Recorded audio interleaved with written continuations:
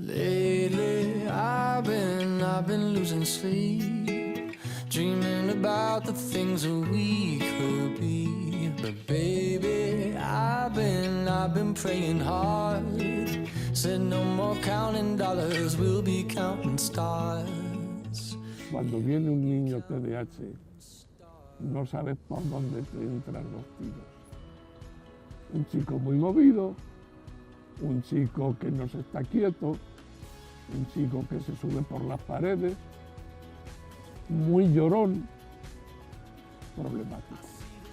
Eso a la familia nos trae desorientados. Faces flashing signs, seek it out and ye shall find. Old, but I'm not that old. Young, but I'm not that bold. And I don't think the world is sold. I'm just doing what we're told. I feel something so... Doctor, ¿qué es el TDAH? ¿Cuál es la explicación clínica, el origen, las causas? Bueno, el TDAH es el acrónimo de trastorno por déficit de atención con hiperactividad. Es una causa, fundamentalmente, es un problema del neurodesarrollo. Hay una afectación neuronal que ocurre generalmente en niños pequeños, que se diagnostica habitualmente a partir de los 6 años.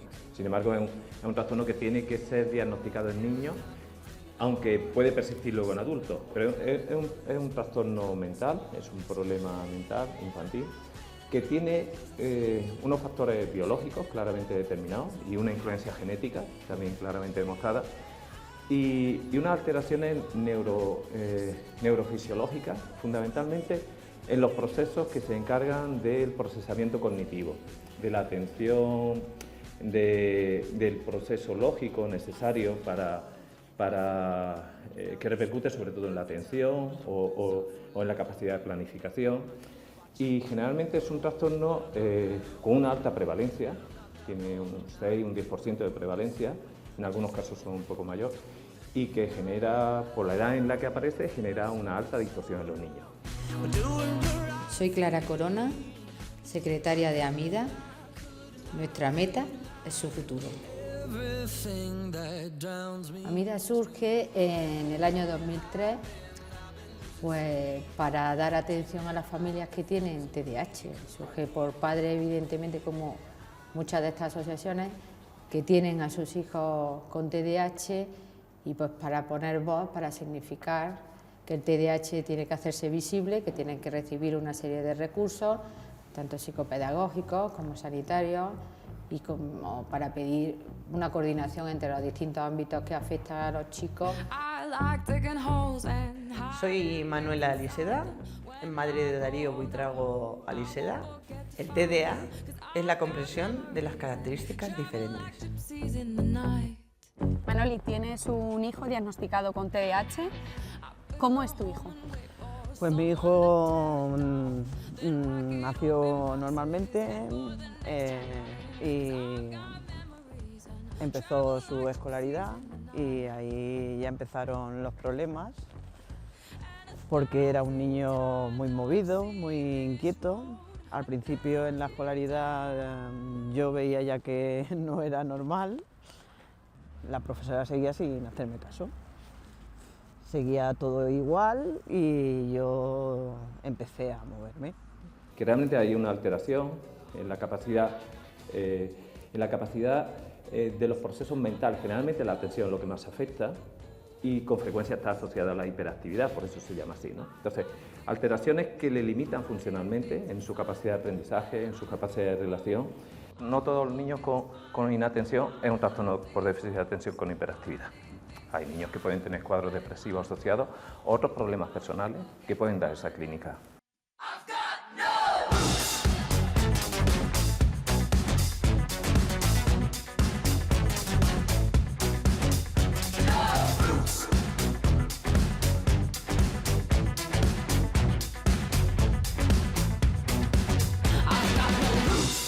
No se quiere dar a conocer cuando lo suyo es que se conozca y se trate, se trabaje y se trate de hacer lo mejor posible la vida a estos chicos y que se integren en la sociedad. Una familia Clara llega por primera vez a esta asociación. ¿Vuestro primer consejo cuál es? El primer consejo es tranquilidad, porque Paciencia. suelen venir, no, es que suelen venir muy angustiados, porque dicen, tengo esto, y lo primero que vienen con la cabeza es fracaso escolar, mi hijo no va a llegar a ningún lado. No, eso forma parte de la leyenda negra. Vamos a trabajar bien, vamos a saber qué es lo que tenemos, y si hacemos bien las cosas, tu hijo llegará a donde tenga que llegar, no va a tener, no pienses que se va a quedar por el camino, pero eso sí, trabajo duro, constante, siempre. Me llamo José Ramón Gómez, soy psicólogo de la asociación AMIDE. Os reto a que encontréis las capacidades de estos chavales y no que os fijéis solamente en las dificultades. José Ramón, ¿cómo detectar si un niño puede tener déficit de atención con o sin hiperactividad? A nosotros en la asociación nos suelen llegar los chavales ya con cierta sospecha o incluso con diagnóstico ya de sanidad, ¿no? Del neuropediatra o de la unidad de salud mental. Cuando no tenemos ese diagnóstico, ese referente, bueno, pues entrevistamos a los padres, pasamos pruebas objetivas, de atencionales, de impulsividad, de inteligencia, de lectura comprensiva, recogemos información del cole, recogemos información también a nivel de cuestionarios de los padres y familiares. Y bueno, pues ahí tienes unos criterios que te coinciden en la mayor parte de los casos con la sintomatología del TDAH. Por tanto, ¿te diste cuenta porque Porque yo me moví. te moviste, fuiste a los médicos y fue ya entonces cuando te lo dijeron? Sí. A partir de que yo me fui a ese neurólogo, el niño le pasaron y le estuvieron viendo allí, me diagnosticaron que tenía el trastorno de déficit de atención con hiperactividad. Yo ya con esos papeles, yo ya me vine a Ciudad Real y ya me empecé a mover aquí por pediatría, ya me lo mandaron al neurólogo de aquí, ya empezaron a hacerle las pruebas pertinentes y aquí ya empezamos a mover todo el tema. ¿Qué diferencia hay entre un chaval nervioso, inquieto y un chaval con TDAH? Bueno, TDAH es trastorno de déficit de atención. El chaval que es nervioso, que es inquieto, no tiene por qué tener problemas atencionales, no tiene por qué tener problemas de impulsividad, no tiene por qué tener problemas de adaptación. Es decir, la problemática es mucho más general. En estos casos, en los casos que a nosotros nos ocupan, no hay un motivo concreto, no hay un lugar, no hay una hora en la que se despiste, o sea, en cualquier momento. A veces se pasa del infradiagnóstico al sobrediagnóstico, ¿no?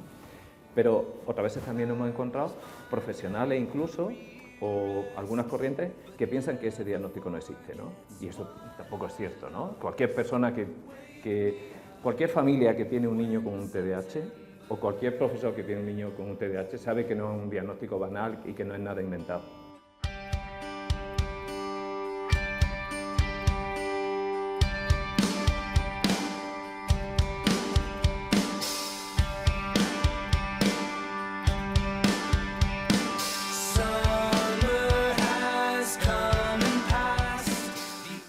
Entonces tenemos una serie de programas psicopedagógicos específicos para ellos, programas de habilidades sociales y otros programas transversales como lectura comprensiva. También tenemos talleres de inglés específico para los chicos, pero nunca olvidando lo que es lo fundamental, que es atender a sus necesidades psicopedagógicas, focalización de la atención, el control de la impulsividad, las habilidades sociales, que son fundamentales. ¿Y en la audición y lenguaje de qué forma afecta? Sobre todo, por ejemplo, a algunos afecta a nivel de logopeda, entonces, aparte luego ya tienen que trabajar también todo eso con esa área, y nosotros lo que hacemos con ellos son ejercicios a nivel auditivo, sobre todo de concentración y de pautas, para poder hacer esos tipos de tareas, en el cole sobre todo también.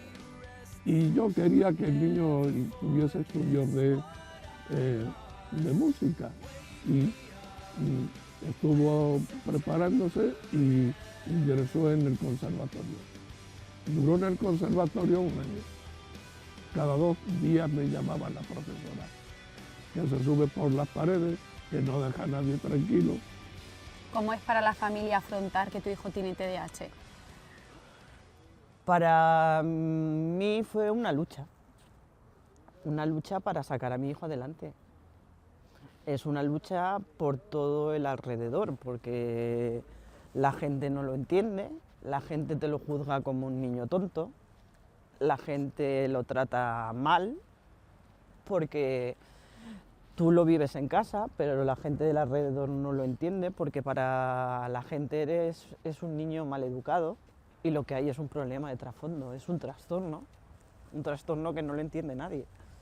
El tratamiento es siempre combinado, o sea, hay un tratamiento farmacológico que suele ser eficaz, y que son tratamientos generalmente estimulantes, y por supuesto el tratamiento cognitivo-conductual. Al niño hay que enseñarle a identificar sus síntomas, a la familia hay que enseñarle a identificar sus síntomas y a manejarlos, ¿no? El tratamiento farmacológico sí es muy eficaz, pero generalmente en un TDAH, en un trastorno por déficit de atención con hiperactividad, el tratamiento farmacológico es eficaz y además previene complicaciones futuras, ¿eh? Se sabe que el tratamiento farmacológico previene a lo largo de la vida otra comorbilidad, como pueden ser cuadros de ansiedad, depresión, previene las adicciones.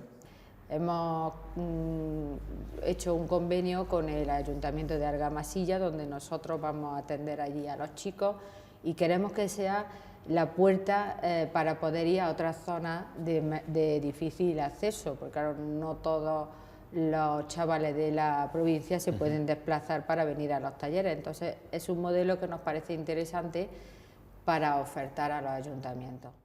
La verdad es que el diagnóstico precoz, pues todavía los profesores en realidad no están muy puestos sobre todo en la escolaridad no están muy puestos sobre el tema, porque no saben cómo tratar a estos niños, porque es complejo.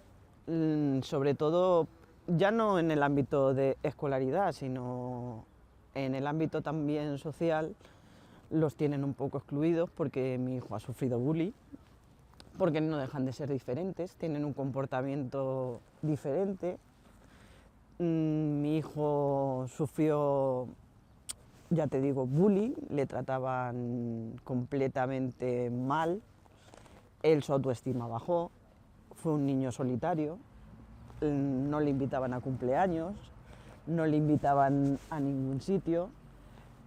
Él con 5 años me dijo que se quería morir, llorándome a lágrima viva, porque él era tonto, él era imbécil, él era lo peor.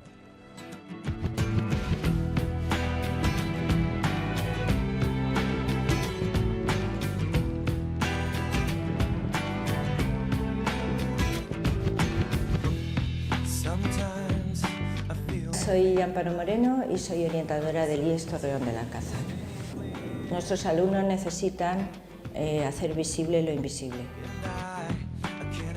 Amparo, ¿en qué consiste la figura de un orientador en un centro educativo? Bueno, pues un orientador, dependiendo en qué centro esté, hay orientadores en centros de infantil y de primaria, también en centros de secundaria, centros de educación especial. Atiende, digamos, el proceso de enseñanza-aprendizaje de todos los alumnos. Para eso tiene que hacer una intervención en todos los niveles, a nivel de profesorado, a nivel de alumnos y a nivel de familias. Y con la administración continuamente pidiendo los recursos que se necesitan. ¿Y qué pedís? Pedimos un protocolo que funcione. El protocolo lo tenemos y se agradece muchísimo. Ahora tenemos que seguir trabajando para que el protocolo sea efectivo y sirva para lo que ha sido ideado. Para que un chico con TDAH reciba por parte del colegio el apoyo psicopedagógico que necesita, sin cuestionarlo. No mirando puede ser, no tengo, sino se tiene que dar a los colegios los recursos suficientes para que cada chico con TDAH pueda tener esos recursos a su alcance. Y luego un diagnóstico temprano, lo más precoz posible. No podemos perder un curso y podemos para que llegue un diagnóstico. Asunción, la LOMCE, la actual ley educativa, reconoce el trastorno TDAH, ¿no? ¿Qué dice la ley al respecto? Bueno, respecto al TDAH me gustaría destacar pues, 3 artículos esenciales que nos hacen tener un poco de propuesta educativa. Una de ellas es el reconocer en el artículo 12 que es alumno con necesidades educativas específicas, junto con otros alumnos. Otro es importante también el artículo que se refiere a la evaluación, que ahí tenemos mucho que decir a nivel de educación y tenemos que responder con estos niños, el modelo de educación. Y otro artículo que también es importante es el de la colaboración con los padres y otras asociaciones en llevar el seguimiento y el protocolo de estos alumnos. Y es necesario que sea un protocolo ágil, que funcione bien, que sea rápido, para que las respuestas que se tienen que dar sean lo más rápidas posibles. Porque, como te decía antes, la intervención debe ser lo más precoz posible. Insistiendo mucho en un protocolo de atención para que no falte de nada, que ahora se puso el año pasado en vigor y que, bueno, pues todavía estamos en fase de pulirlo, como nos han dicho. El protocolo, hay como varios aspectos que quiero destacar del protocolo. Uno, pues está basado pues, en el DMS-5, donde sabemos es una asociación de psiquiatría americana, donde determina que es un trastorno del neurodesarrollo. Y actualmente, con toda la neurociencia, no nos tenemos que basar solamente en lo que nos dice el DMS-5, sino todos los estudios de neurociencia y de neuroaprendizaje. Es un concepto científico en el que tenemos que ser responsables de cómo va la ciencia actualmente. Otro es el fruto que yo creo que es lo más interesante y es un trabajo multidisciplinar, es la Consejería de Educación y Deportes, de Cultura y Deportes, la Consejería de Bienestar Social, con todo el tema de menores, con todo el tema de atención a familias, y la Consejería de Sanidad. Concretamente aquí el tema del SESCAN de Castilla-La Mancha, pues estamos muy implicados. Tenemos que tener un compromiso muy directo a llevar a cabo este protocolo. Aparte de ser un concepto científico de trastorno del desarrollo, de ser un compromiso de las tres consejerías, porque ya nos dicen que tenemos que ser responsables las administraciones educativas en dar respuesta a este tipo de necesidades, y ofertar también una serie de recursos, de anexos, de protocolos, de instrumentos para que el profesorado, las familias y todos los servicios que intervenimos lo tengamos claro a la hora de trabajar. Entonces muchos exámenes a mi hijo, por ejemplo, se los han ido haciendo oral. Y yo en ese aspecto, donde él estudia, he conseguido que muchos de los exámenes se los hicieran oral. Aunque he conseguido también que se los hicieran escritos para que fuera evolucionando, para que vieran que ese niño no es tonto, que ese niño tiene otro tipo de percepción donde puede evolucionar. ¿Es más fácil detectar que un niño tiene TDAH en el centro educativo que en el ámbito familiar? Yo creo que sí, porque en el centro educativo pasa muchísimas horas. La jornada, por ejemplo, en un instituto de secundaria son 6 horas todas las mañanas. Entonces, tenemos muchas posibilidades de ver cómo funciona en distintas actividades, o bien cuando está en una clase o realizando una tarea o en el patio de recreo. También, muchas veces, y cuando se trata de determinados problemas de déficit de atención, es mucho más fácil que se detecten en el aula, donde se exigen la realización de tareas que requieren una atención muy sostenida, que por ejemplo en una actividad más familiar, donde se cambia mucho más de actividad, se realizan otras tareas, y también este problema se presenta mucho más cuando hay muchos alumnos alrededor. ¿Y en casa qué supone para una familia tener un niño TDAH? A nivel de desajuste, claro, mi chaval no rinde a nivel escolar, yo veo que está mal, por mucho que hacemos no damos con ninguna solución. El vecino, el amigo en el parque, el profesor me dicen que es que lo tengo mal criado, que es vago, que es un desajuste a nivel familiar en todos los sentidos, ¿no? Hay unos cuantos estudios por ahí donde te vienen a decir que el 25-30% de los padres o de las madres o tienen cuadros de depresión o cuadros de ansiedad o están con tratamiento farmacológico. Es decir, ostras, el tema es serio, es bastante invisible, ¿no? Hace bien poquito salió un artículo en un diario de León donde hablaban que supone de entrada un gasto medio al año de unos 8.000 euros más por familia. Claro, entre medicamentos que no suelen ser baratos, profesores particulares o actividades que quiero yo que el chaval fomente, pues creatividad y tal, que me las tengo que buscar aparte, ¿no? Pedimos también recursos económicos para las familias. Si decimos que los chicos necesitan talleres, necesitan medicación, necesitan un trabajo especial con ellos, evidentemente eso se lleva unos recursos económicos, no todas las familias pueden tenerlo. Ahora salen unos cursos formativos que algunos están subvencionados, algunos, pero otros hay que pagarlos. Mientras que podamos, podrá hacerlo, podrá estudiarlo, le podremos pagar. Y bueno, pues ahí está la historia. Es una lucha grande, como bien sabes, Manolín. Grande.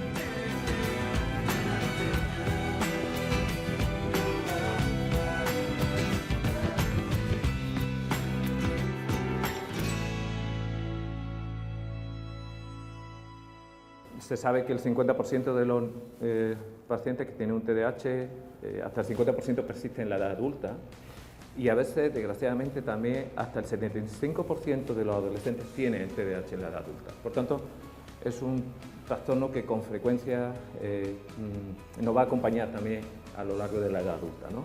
Algunos de los síntomas, como puede ser la hiperactividad, sí disminuye con el tiempo, pero otros persisten, como son los déficits de atención. Y esto del TDAH no desaparece en la vida, es una cosa que no desaparece. Los chicos se van haciendo mayores y este año estamos apostando por hacer talleres para los adolescentes. Con un taller de coaching para la empleabilidad, en el que queremos que los jóvenes aprendan a hacer currículum, aprendan a hablar en público, sepan cómo abordar una entrevista, darles esas habilidades para poder manejarse en el mundo laboral.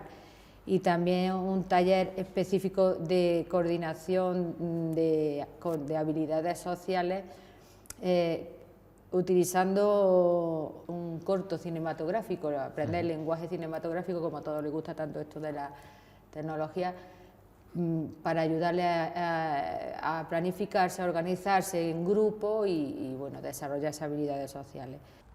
¿Cómo ha evolucionado tu hijo ahora que tiene 16 años? Pues con constancia, con mucho hablar con él, con muchos médicos por medio, con tratamientos y con mucha constancia y con mucha subida de autoestima, con muchos altibajos y con todas esas reglas que no hay que dejarlas nunca atrás y bueno, como con una persistencia constante y con mucho apoyo y con mucho cariño, que es lo que necesitan estos niños. ¿Influye en cierta forma el modelo social tan acelerado que llevamos? Bueno, este es un tema un poco espinoso. Yo creo que influyen dos cosas. Primero, yo creo que influye la alta exigencia que a veces tienen nuestros hijos o nuestros alumnos y la excesiva orientación a ser especialmente brillante o a sacar unos buenos rendimientos, ¿no? Eso por un lado influye. Y luego hay otro tema que también puede influir, y esto es un tema un poco más social o un poco más, el que haya tratamientos eficaces. Entonces a veces la presión de la industria farmacéutica o los tratamientos especialmente eficaces pueden hacer que haya un sobrediagnóstico, quizás por intereses comerciales, ¿no? Es un tema complejo, pero entiendo que esos dos factores pueden hacer que se sobreestime la prevalencia. También tenemos programas para los adultos, este año unos talleres para padres. Bueno, pues aquí sobre todo apoyamos a los padres, que muchas veces vienen agobiados, como no saben cómo atajar este tipo de situación, y luego también tenemos los talleres por las tardes, son talleres psicopedagógicos, donde trabajamos con ellos a 45 minutos, trabajamos cada día diferentes tipos de áreas y luego de aquí también tenemos información con los colegios, hablamos con orientadores, con los profesores. Con la familia pues muchas veces intentamos tranquilizar porque cuando reciben digamos el diagnóstico pues lo pasan un poquito mal, ¿no? Se empiezan a agobiar, no saben un poco cómo responder a las necesidades de su hijo, entonces nosotros intentamos orientarles para que todo ese proceso se haga con mucha más calma y más llevadero. Y bueno, esto no hace falta que lo diga yo, esto lo hacen los padres ya de motus propio y es el seguir luchando por ellos, a pesar de tener un montón de cosas en contra, ¿no? Seguir luchando y trabajando y bueno, esto da su fruto, puedo asegurar que que da su fruto. Cuando el cole trabaja en la misma línea, los padres trabajan en la misma línea y el chaval tiene potencial, esto se reajusta, este trastorno deja o puede dejar de ser un trastorno, puede ser simplemente un desajuste o un déficit concreto, si entre todos ayudamos al chaval y a la familia, lógicamente.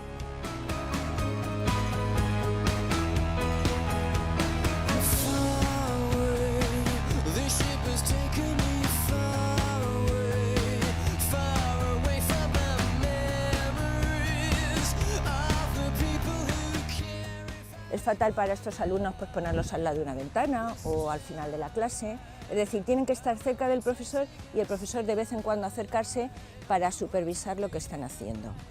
Luego hay muchas otras medidas, por ejemplo, ellos no aguantan las tareas que son muy monótonas, muy repetitivas. Pues las dificultades, sobre todo, aparte a nivel académico, a nivel de habilidades sociales. Hacer amigos es una cosa que con un empujón ellos a lo mejor quieren decirte hola, pero hay que trabajar el tema de saludar, el tema de dar las gracias, el por favor, porque ya enseguida se les puede tachar ya de, pues mira, se porta mal. Sin saber muy bien, es decir, me están castigando, pero es que no sé por qué, nadie me explica por qué, yo esto no lo puedo controlar y me castigan como si yo pudiera controlarlo, nadie me ayuda, en definitiva. Entonces tiene que ser muy desesperante y muy frustrante ponerte en la piel de estos chavales, ya digo, es decir, el desajuste es a todos los niveles, claro, a nivel de rendimiento académico, a nivel social y a nivel emocional. Muchas veces se prepara muy bien los exámenes y a la hora de responder no leen bien el enunciado y se equivocan, entonces eso les lleva a sentirse como poco válidos, incluso a dudar de su capacidad. Yo he visto ya chicos muy pequeños, casi pues con 5 años, que te dicen que son tontos. Entonces eso es muy triste. Entonces lo que tienen que entender es que bueno, tienen una dificultad, pero esa dificultad con una serie de medidas se puede solucionar. Tienen muchísima imaginación, a nivel de memoria también va muy bien, pero luego también afecta a la conducta. Muchos de ellos necesitan unas pautas también a nivel de casa y a nivel también de los padres para poder realizar todo tipo de actividades, tanto a nivel de juego como a nivel académico. En el fondo, pues también tiene su potencialidad y tiene sus características positivas. Suelen ser chavales muy nobles, ¿no? La mayor parte de ellos no suelen tener un doble juego, un doble sentido a las cosas, ni mucha picardía, por esto, por su propia falta de información o su propia falta de pillar características determinadas. Y luego son chavales, la mayor parte de ellos, con una creatividad y un talento impresionante. Es decir, aquí hemos tenido cursos de pintura creativa y los profesores pues, alucinaban un poco con las peculiaridades que tienen. Una cuestión muy importante que hacemos es sensibilizar pues participando en todos los actos que podemos mediante mesas redondas, las charlas en los colegios, a la AMPA, a cualquier sitio organizando cursos específicos. Intentamos que la sociedad entienda qué es lo que es el TDAH, qué significa para una familia tener TDAH, con idea de que estos sellos que se pone a la gente desaparezcan. Que me parece importantísima la atención que hay que dar a estos alumnos, que la sociedad debe estar más concienciada, porque muchas veces hablan de que son, bueno, que no tienen que son alumnos mal educados, que no los tratan bien en las familias, que no les dan pautas, que no tienen límites.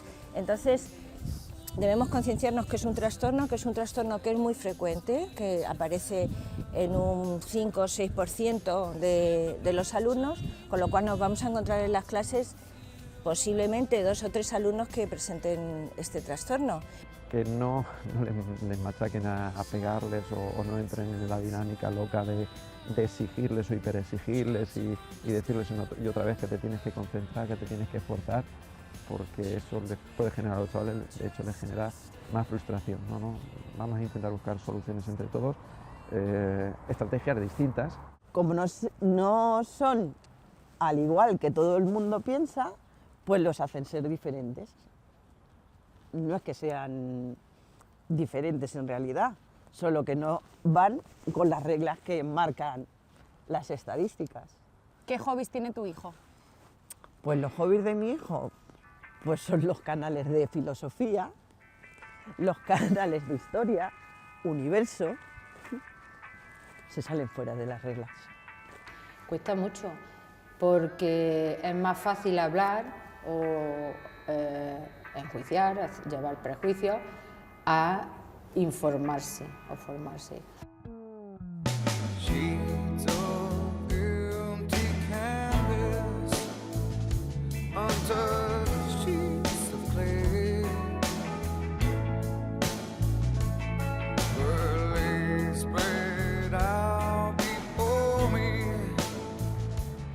Julián, ¿qué te ha parecido? Pues me ha parecido, María, que es un trastorno este del TDAH que puede preocupar y mucho a las familias, pero que con ayuda de profesionales y asociaciones como esta que hemos conocido se puede llevar y comprender mucho mejor. ¿Y a ti? Yo creo que el diagnóstico precoz es muy importante para poner los medios de cómo abordar este problema. Vámonos. Here I taste it and breathe.